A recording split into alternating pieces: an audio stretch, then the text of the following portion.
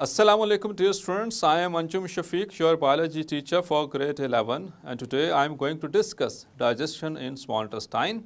So let's move to the light board. So dear students, digestion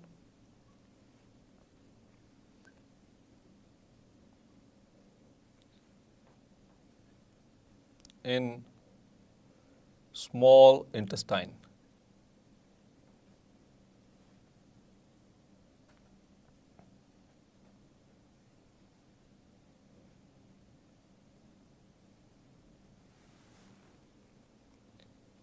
That is interesting topic again. तो small intestine dear students, इसके parts के हवाले से मैं पहले बता चुका हूँ आपको. इसके 3 पार्ट्स हैं. It is divided into 3 parts. The first part is duodenum. The second part is jejunum, and the third part is ileum. तो हर एक पार्ट के अंदर हम डाइजेशन को डिस्कस करेंगे. अच्छा, एक और चीज़ याद रखनी है कि जो फर्स्ट 2 पार्ट्स हैं यानी कि ड्यूडेनम और jejunum, they are more concerned with digestion. They are related to digestion, while the ileum it is related to absorption. यहाँ पर 2 तरह से क्वेश्चन किया जाएगा और डियर स्टूडेंट्स इसको गौर से समझना है. समटाइम्स स्टूडेंट्स इसको गौर से ना सुनने की वजह से गलत आंसर लिख जाते हैं.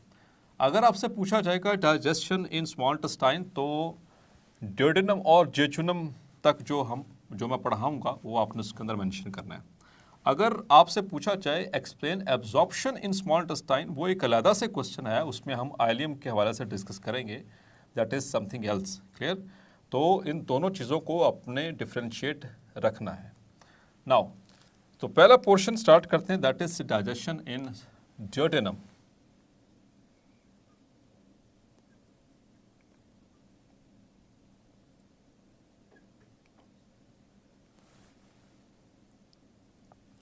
तो ड्यूडेनम डियर स्टूडेंट्स, इसकी लेंथ पहले भी बता चुका हूँ, अगेन यहाँ पर लिख देता हूँ. Its length is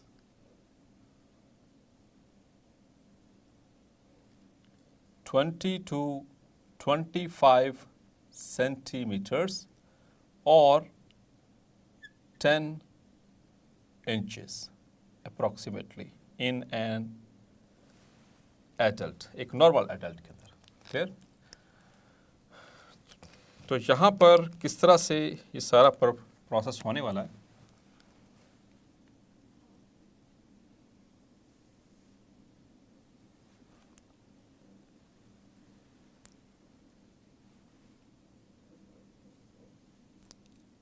So this is which organ? Hopefully आप पहचान गए होंगे. This is liver. ये हमारा liver है और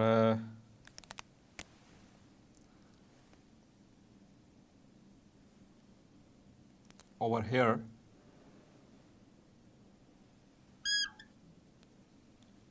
is stomach. ये स्टमक का पाइलोरिक रीजन और उसके बाद immediately there is small intestine, that is the first part which is called duodenum. तो ये स्ट्रक्चर डियर स्टूडेंट्स है ड्यूडेनम. अभी मैं इसको लेबल भी करूँगा. और उससे पहले एक और चीज़, यहाँ पर मौजूद है एक लीफ लाइक ऑर्गन. तो कौन सा ऑर्गन है डियर स्टूडेंट्स? होपफुली आप पहचान गए होंगे. This is pancreas, leaf like organ.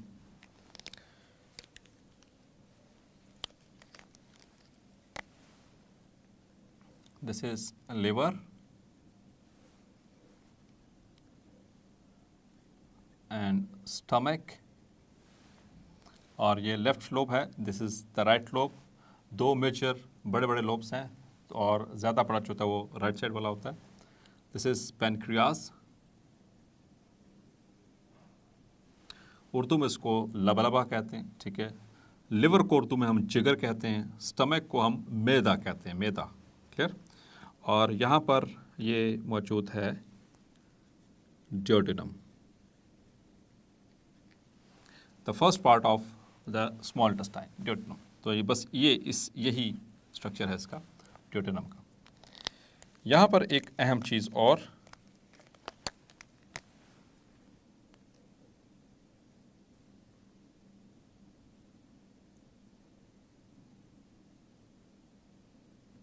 यहाँ पर एक डार्क ग्रीन कलर का स्ट्रक्चर मौजूद है in the right lobe of the liver.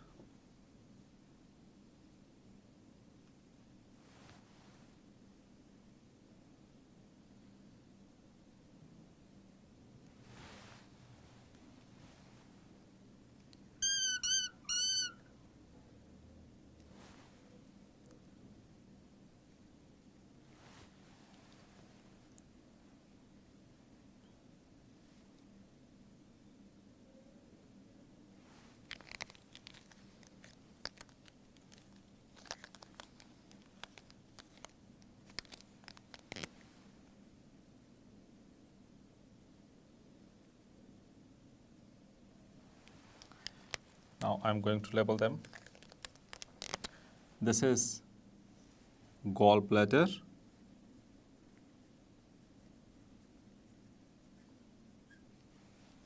और यहाँ से ये डक्ट निकल रही है, इसे हम कहते हैं सिस्टिक डक्ट। और ये ऊपर ये दो डक्ट्स हैं जो कि लिवर से आ रही हैं। This one the right hepatic duct, and this is the left hepatic duct, and this is the common hepatic duct,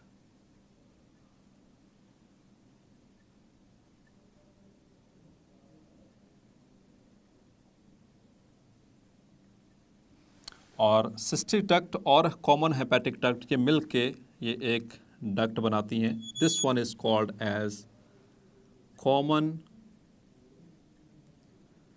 bile duct, और in short form it is called as CBD। बहुत अहम है। और इसी तरह से ये पेनक्रियाज, और पेनक्रियाज में ये जो डक्ट आ रही है, this one is the pancreatic duct, clear.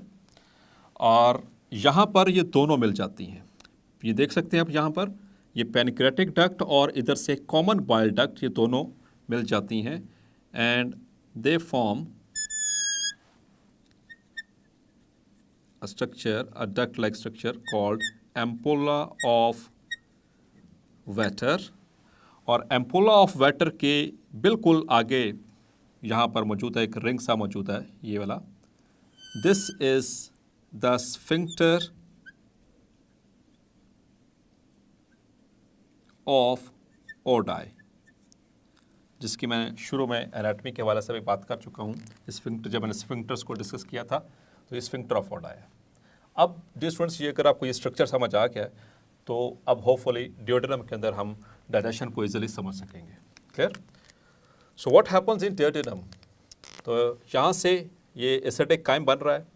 Acidic crime जैसे ही वो थोड़ी थोड़ी क्वांटिटी में, दिस इज एसिडिक काइम, वो टच करेगा इस लाइनिंग को, किसको, ड्यूडेनल लाइनिंग को। इसको मैं सेपरेट कर दूं ताकि यहाँ से हम लिख सकें। As soon as acidic chyme touches the mucosa of duodenum,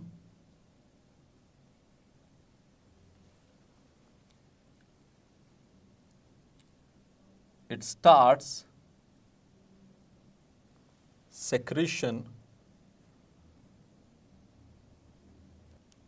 दो सेक्रेशन हैं डियर स्टूडेंट्स यहाँ पर, जैसे ही उसने टच करना है म्यूकोजा को, एक पैनक्रियाटिक जूस और दूसरा बाइल। इन दोनों को हम सेपरेटली डिस्कस करेंगे। तो पैनक्रियाटिक जूस डियर स्टूडेंट्स यहां से आ रहा है from the pancreas through the pancreatic duct. और पैनक्रियाज के हवाले से एक और इन्फॉर्मेशन देता चलूँ, आपने पहले पढ़ी भी होगी कि pancreas it's a dual gland, ये डुअल ग्लैंड है। ये एक्सोक्राइन ग्लैंड के तौर पर भी एक्ट करता है और एंडोक्राइन ग्लैंड के तौर पर भी एक्ट करता है। जहाँ तक इसका एंडोक्राइन पोर्शन की बात है, इसमें से अल्फा सेल्स और बीटा सेल्स होते हैं, जो कि अल्फा सेल्स ग्लूकागॉन को सेक्रेट करते हैं, बीटा सेल्स इंसुलिन को सेक्रेट करते हैं, which help in the regulation of glucose levels in the blood. जबकि ज़्यादातर हिस्सा इसका, लार्ज पोर्शन इसका पैनक्रियाज का, it is based on exocrine portion. और एक्सोक्राइन जो पोर्शन है वो सेक्रेट करता है पैनक्रियाटिक जूस। याद रखिएगा, pancreatic juice is secreted bye exocrine pancreas. और इसकी अगर हम कि वॉल्यूम की बात करें तो पैनक्रियाज के अंदर ज़्यादा वॉल्यूम एक्सोक्राइन यानी कि पोर्शन का है और एंडोक्राइन पोर्शन का कंपैरेटिवली कम होता है। अब जो पैनक्रियाटिक जूस है डियर स्टूडेंट्स, इट सेक्रीट्स, इसके अंदर क्या चीज़ मौजूद है? जो इसके अंदर चार चीज़ें मौजूद हैं। Number 1 is pancreatic amylase. Amylase से याद आया, इमाइलेज यहाँ पर ओरल कैविटी में सैलिवरी ग्लैंड्स भी रिलीज कर रहे थे, तो वहाँ पर उसका क्या नाम रखा था हमने? सैलिवरी इमाइलेज, या उसका एक और नाम था, दैट वाज टाइलिन। यहाँ पर पैनक्रियाटिक इमाइलेज या इसका दूसरा नाम है एमाइलोप्सिन। ये आपने ज़रूर याद रखना है। ठीक, पैनक्रियाटिक इमाइलेज को कहते हैं एमाइलोप्सिन और जो सैलिवरी इमाइलेज है उसे कहते हैं टाइलिन। क्लियर, आपको याद आ गया होगा। अब एमाइलोप्सिन या pancreatic amylase, this will act upon the starch and convert it into maltose। और माल्टोज क्या डियर स्टूडेंट्स आपने पढ़ा हुआ है, दैट इज अ डाइसैकेराइड। ये किससे बनती है? ग्लूकोज प्लस ग्लूकोज से।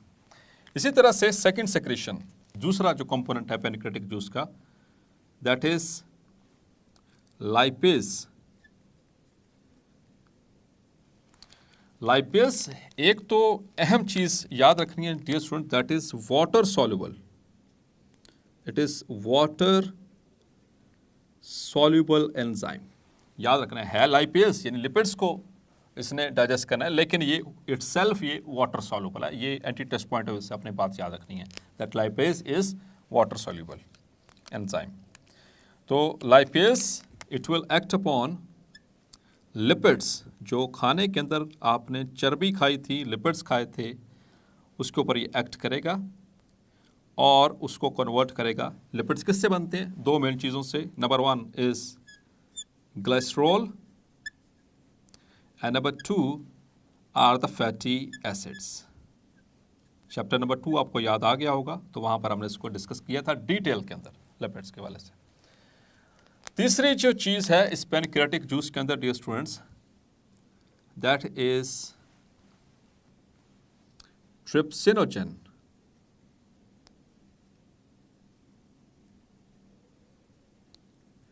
And like pepsinogen, this is also inactive enzyme। ये inactive है, ये zymogen है। क्लियर, मतलब कि inactive है। प्रोटियोलिटिक एंजाइम जो हुआ तो इट इज इनएक्टिव। तो first of all it is activated. आपको याद है कि पेप्सिनोजेन कैसे एक्टिवेट हुआ था? पेप्सिनोजेन को एक्टिवेट करने के लिए HCl पहुंचा था, या फिर दूसरा जो पहले से मौजूद पेप्सिन है वो पेप्सिनोजेन को पेप्सिन के अंदर कन्वर्ट कर रहा था। लेकिन यहाँ पर ट्रिप्सिनोजेन को एक्टिवेट करने के लिए डियर स्टूडेंट्स याद रखिएगा, यहाँ पर एक और एंजाइम रिलीज होगा, that is called as enterokinase. ये एक और एंजाइम है, कहाँ से रिलीज हो रहा है? From the डियोडिनल mucosa. वहाँ से ये रिलीज होगा और ये इसको कन्वर्ट करेगा ट्रिप्सिनोजेन को ट्रिप्सिन के अंदर। अब जो ट्रिप्सिन है ये एक्टिव एंजाइम है, this is active enzyme. Clear? अब ट्रिप्सिन क्या करेगा? It will act upon the proteins and convert it into polypeptides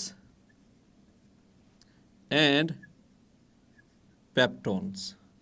इन दोनों की डिटेल मैं अपने प्रीवियस लेक्चर में आपसे शेयर कर चुका हूँ, पॉलीपेप्टाइड और पेप्टोन में डिफरेंस। और चौथी चीज़ जो पैनक्रियाटिक जूस में शामिल है that is sodium bicarbonate. Sodium bicarbonate. और सोडियम बाइकार्बोनेट डियर स्टूडेंट, इसका यहां पर क्या फंक्शन है? It neutralises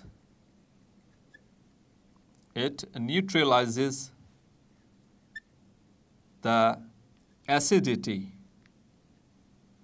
of chyme and convert it into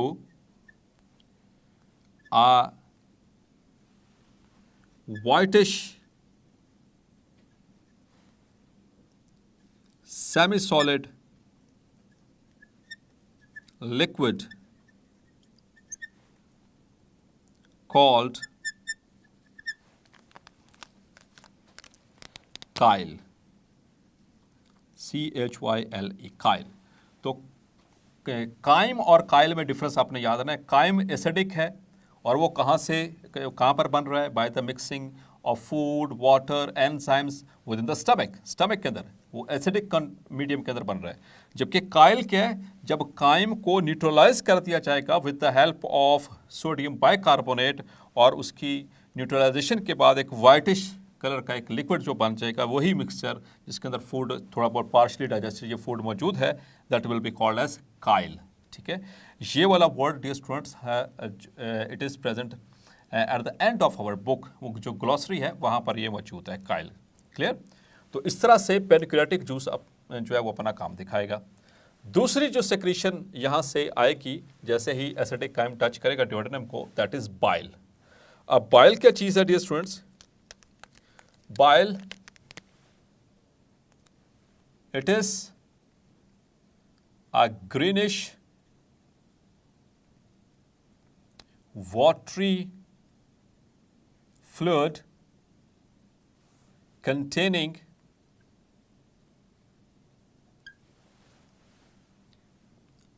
bile pigments and bile salts and responsible for converting